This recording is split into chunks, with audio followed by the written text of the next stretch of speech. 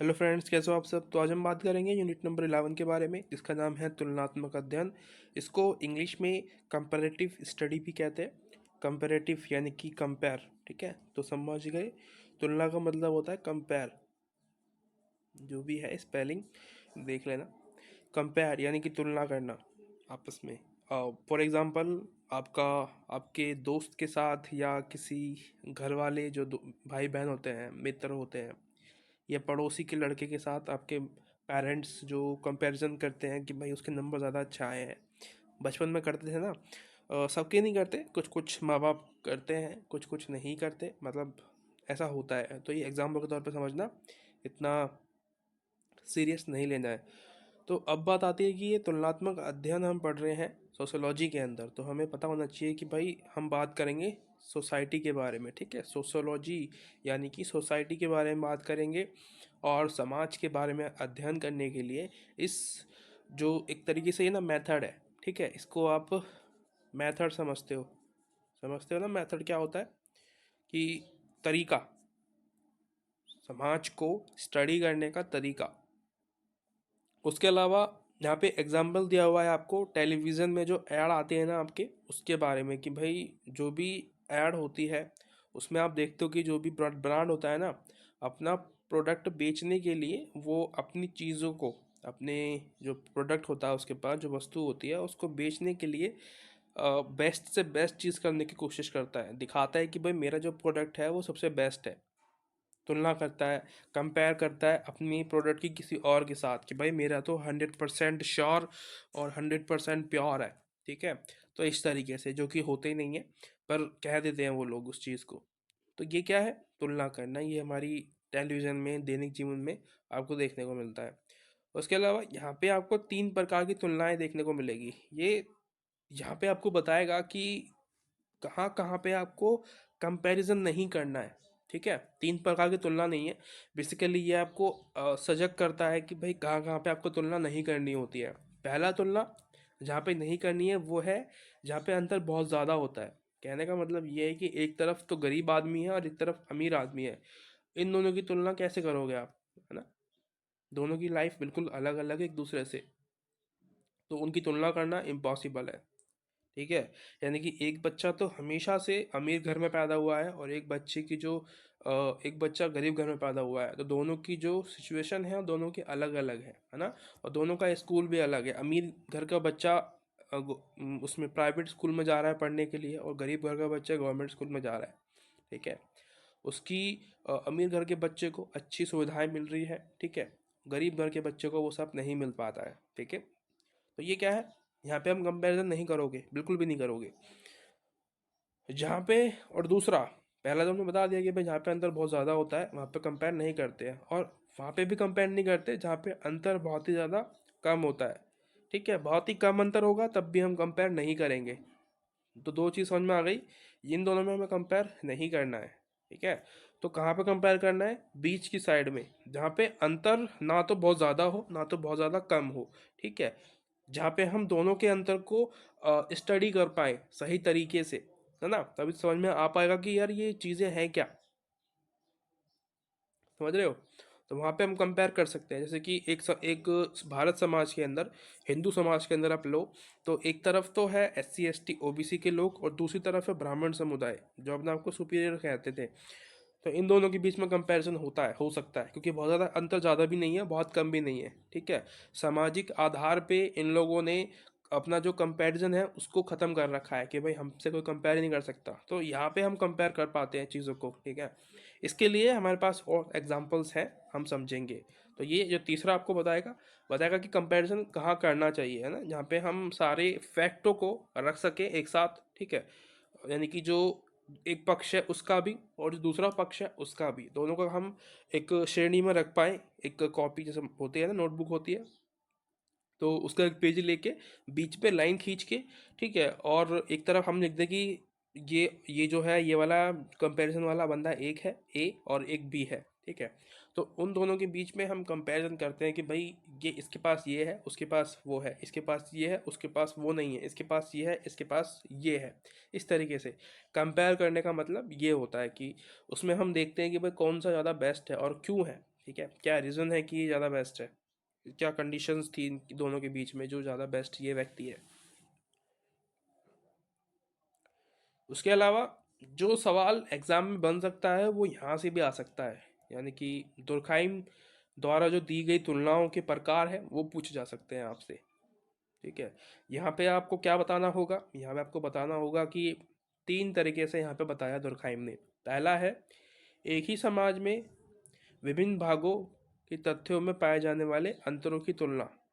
विभिन्न भागों के तथ्यों में पाए जाने वाले अंतरों की तुलना, यानी कि एक समय की बात कर रहा है, टाइम क्या है, ड्यूरेशन क्या है, एक ही समय है, लेकिन समाज में जो चीज़ें हैं वो अलग अलग हैं। एग्जाम्पल के लिए यहाँ पे आपको एक दिया हुआ है साक्षरता का, ठीक है, यानी कि एजुकेशन परसेंटेज दिया हुआ है, जिसमें बता रहा है कि जो पुरुष है उनकी भागीदारी स्टडी में ज़्यादा है महिलाओं के मुकाबले। ठीक है, यानी कि पुरुष जहाँ पे 70% स्कूल जाते हैं 100 में से, ठीक है, 100 में से 70% लोग, पुरुष की बात कर रहा हूँ, अगर स्कूल जाते हैं, वहीं पे ही महिलाओं का 100 में से महिलाएं सिर्फ 24, यानी या फिर 25 महिलाएं, 25 ही स्कूल जा पाती है।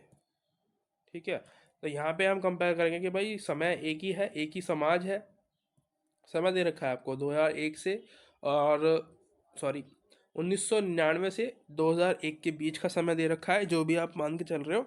ठीक है, या फिर 2003 और 2004 का। ये ना एक साल का नहीं होता, इसमें कुछ कुछ टाइम लगता है, यानी कि 5 साल 6 साल स्टडी करी जाती है, उसके बाद निकालते हैं कि भाई ये वाला आंकड़ा निकल के आया है, राइट।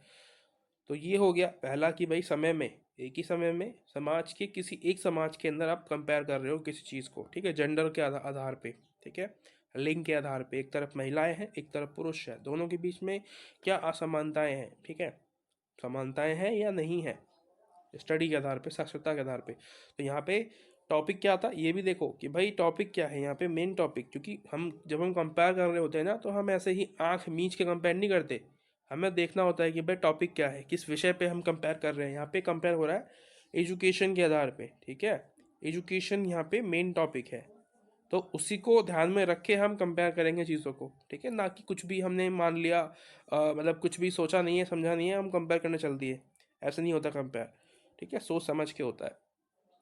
उसके बाद दूसरा जो आता है वो है एक ही समय पर अलग अलग समाजों में समाजों के एक तथ्य में पाए जाने वाले अंतरों की तुलना।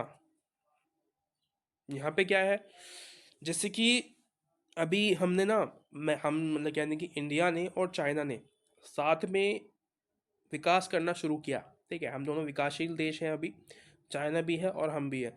मैं अपने आप को चाइना से कंपेयर कर रहा हूँ अभी, क्यों क्या, क्योंकि ड्यूरेशन एक ही है, हम दोनों ने साथ में ही चलना शुरू किया है।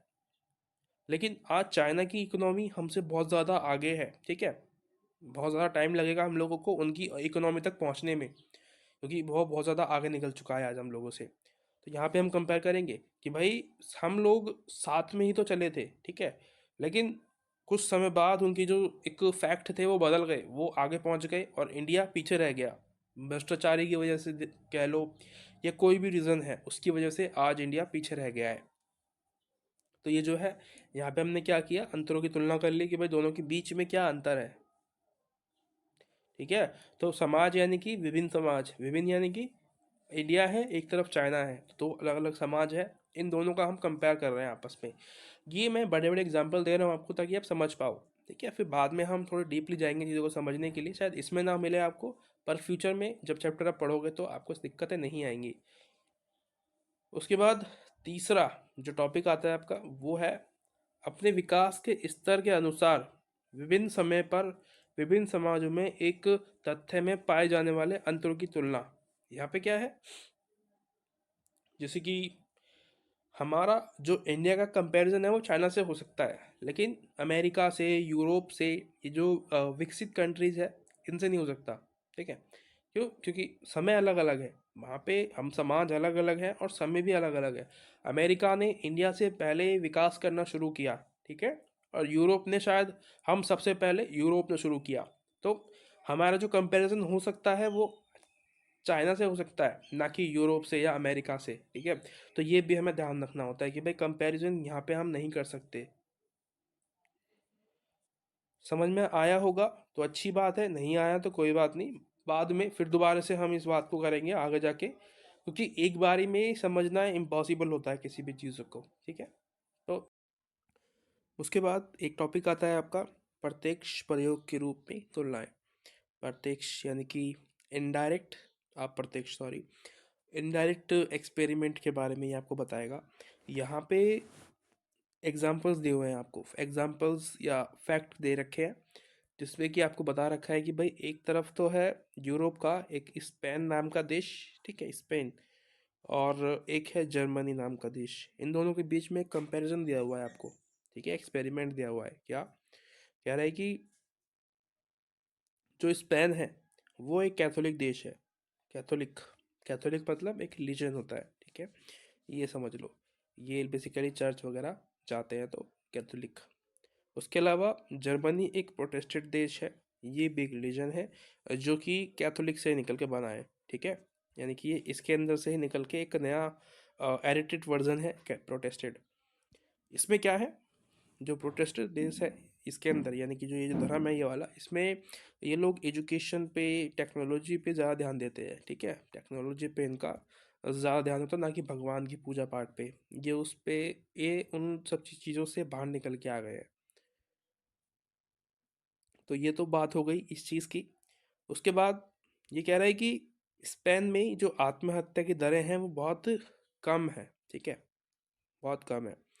जर्मनी में बहुत ज़्यादा है, क्योंकि देखो जर्मनी एक विकसित देश है बहुत ज़्यादा, ठीक है, पैसे वाला विकसित देश कह सकते हैं, पैसे वाला नहीं, विकसित देश। जर्मनी एक विकसित देश है जिसके पीछे कारण है इसका एजुकेशन, ठीक है, और संघर्ष बहुत ज़्यादा है। यहाँ पे धर्म के बारे में ज़्यादा बात होती है, रिलीजन के बारे में ज़्यादा बात होती है, तो लोग भगवान पे विश्वास रखते हैं, तो शायद आत्महत्या जो है, सुसाइड, कम होती है यहाँ पे।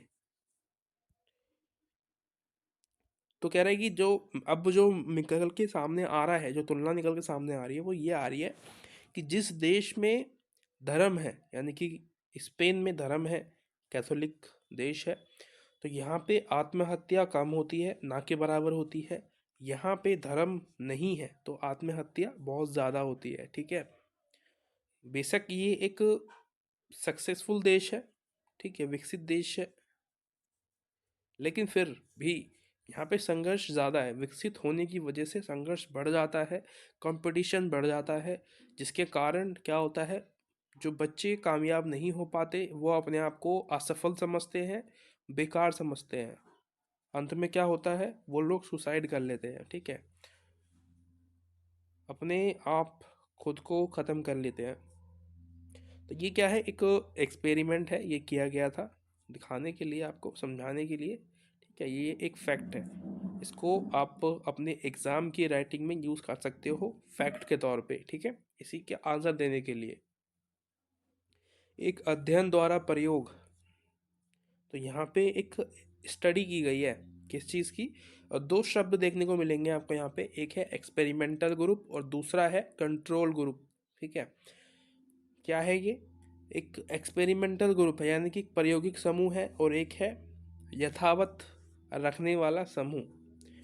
इसमें क्या किया गया है कि भाई एक एक क्लास है, ठीक है, उसमें बच्चे बैठे हुए हैं, तो हमने क्या किया, उसी एक क्लास के बच्चों को हमने दो ग्रुपों में डिवाइड कर दिया, ठीक है। एक को बना दिया हमने ग्रुप ए, एक को बना दिया हमने बी, यानी कि एक ही क्लास के अलग अलग ग्रुप के बच्चे हैं, ठीक है, एक ही क्लास की दो ग्रुप हमने कर दिए। बेंच जैसे कि ये पूरी क्लास होती है, ठीक है, ये पूरी क्लास समझ लो आप इसको, हमने बीच में लाइन खींच दी कि भाई ये वाले बच्चे जो है ये नई बुक पढ़ेंगे, न्यू, ठीक है, न्यू जो बुक्स होती हैं वो पढ़ेंगे। ये वाले बच्चे ओल्ड बुक पढ़ेंगे, ओल्ड जो पुरानी वाली बुक्स थी उनको पढ़ेंगे, ठीक है। और फिर इन दोनों का एग्ज़ाम लिया जाता है, ठीक है, सेम तरीके से पढ़ाते हैं और फिर एग्ज़ाम लेते हैं। क्या निकल के आता है कि जो बी वाले बच्चे हैं इनका जो मार्क्स है वो बहुत ही ज़्यादा अच्छे आए हैं इन लोगों से, ए वाले से इनके मार्क्स बहुत ज़्यादा लो है। तो एक्सपेरिमेंट में क्या निकल के आया कि जिसको हम नई बुक पढ़ाते हैं, क्योंकि नई बुक के अंदर बहुत सारे एग्जाम्पल्स हैं, कुछ एक्टिविटीज़ दी गई हैं, जिससे बच्चों में रुचि पैदा होती है, ठीक है, इंटरेस्ट पैदा होता है पढ़ने में। जिसकी वजह से उनका जो परफॉर्मेंस है वो डबल हो गया। ठीक है, उसी जगह पे हमने जिनको ओल्ड बुक पढ़ाई उनका इंटरेस्ट इतना ज़्यादा किताब में नहीं आ पाया, क्योंकि एक नॉर्मली लिखा हुआ था, बस हिस्ट्री की जैसे बुक होते हैं ना, हम पढ़ रहे होते हैं और सो रहे होते हैं साथ में, उसी तरीके से यहाँ पे भी हो रहा है। तो ये एक्सपेरिमेंट किया गया है। तो ये दो तरीके के ग्रुप बता रखे हैं, एक तो एक्सपेरिमेंटल ग्रुप है और एक है कंट्रोल ग्रुप, यानी कि जिसने कंट्रोल का कर रखा है अपने आप को। ठीक है, एक्सपेरिमेंटल में हमने नई बुक का यूज़ किया, ठीक है, न्यू बुक यूज़ की, और जो कंट्रोल ग्रुप है उसमें हमने सिर्फ वही पुरानी वाली बुक्स का यूज़ किया बच्चों को पढ़ाने में। और एक्सपेरिमेंट किया कि भाई एक क्लास के अंदर हम दो डिवाइड कर देंगे अलग अलग ग्रुप को, और उन बच्चों को अलग अलग पढ़ाएंगे। ठीक है, एक को नई बुक से, एक को पुरानी बुक से, और फिर एग्ज़ाम लेने के बाद देखेंगे कि कौन से ग्रुप में ज़्यादा अच्छा परफॉर्मेंस निकाल के दिया है। ठीक है जी, तो ये तो हुआ चैप्टर नंबर 11। ठीक है, कंप्लीट हो चुका है आपका। मिलते हैं अगली वीडियो में। अगर थोड़ी सी भी हेल्प मिली हो तो लाइक सब्सक्राइब कर सकते हो। मिलते हैं अगली वीडियो में। Bye bye, thank you so much.